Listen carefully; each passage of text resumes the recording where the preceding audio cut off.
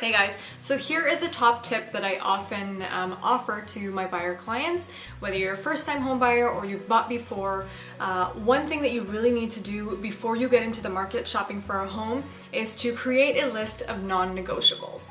Now, this list of non-negotiables really goes beyond the list of pros and cons for moving, or a simple list of wants and needs. Of course, you should always do the list of wants versus needs, but a list of non-negotiables is basically your top most priorities either for or against moving. So an example of a non-negotiable would be if a person is already living in a home that they currently own, they have to sell that and then move to their next one. So a non-negotiable would be, okay, my existing home has to sell for X price in order for me to move. If that condition is basically not satisfied, I'm not going to make the move.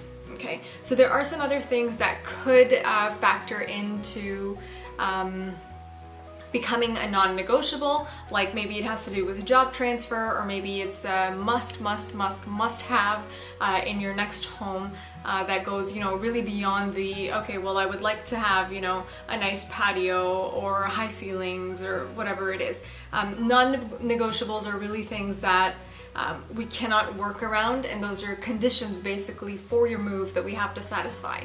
Now, knowing your non-negotiables before you actually get into the market will do two things. One, it'll help your realtor find homes that are an accurate match for what you're looking for. And the second thing it does is it also takes away that sort of emotional distress that comes into the transaction, any real estate transaction, later on.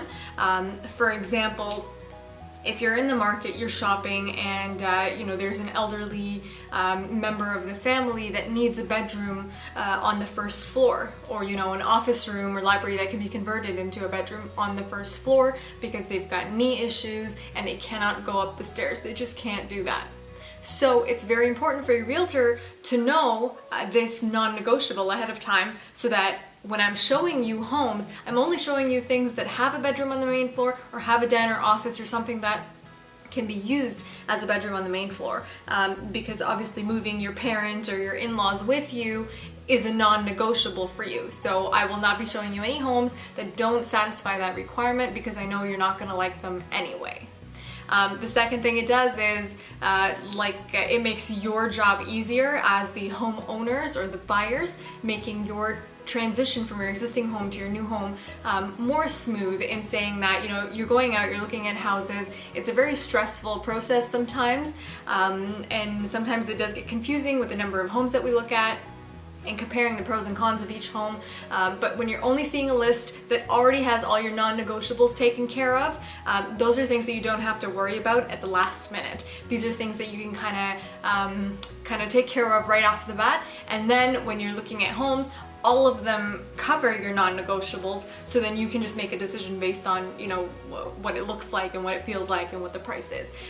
So it's kind of making a very emotional process a little bit easier, taking care of your non-negotiables up front.